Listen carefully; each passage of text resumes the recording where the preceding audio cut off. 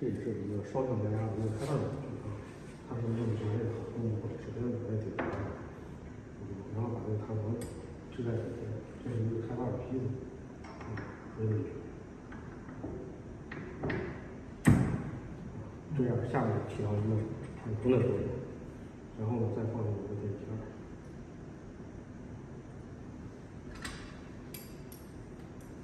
将我们的样品均匀的撒入中间。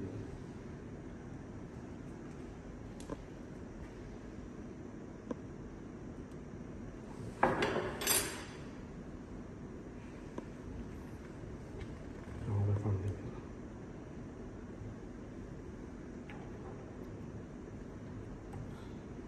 将这个零分放入中间。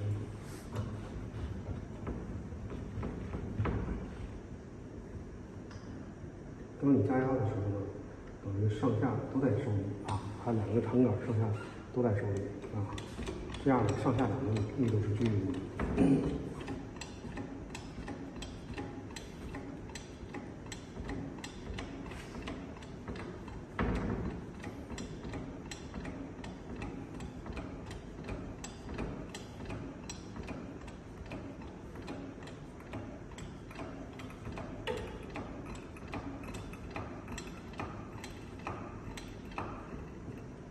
然后呢，松开防滑杆。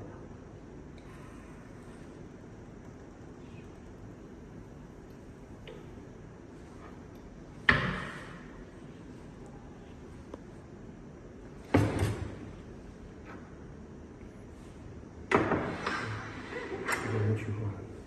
如果退模的话呢，我们按底下啊，建议您自己找一个纸，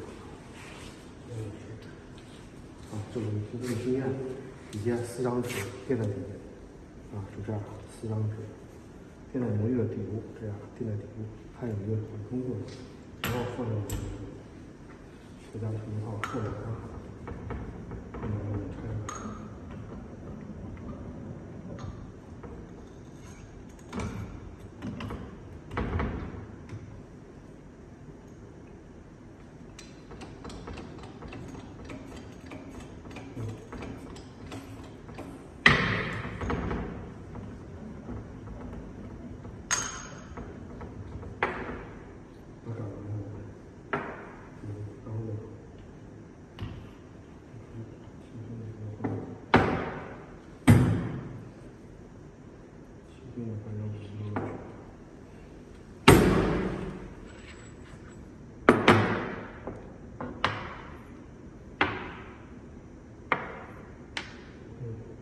取中我们也是好用。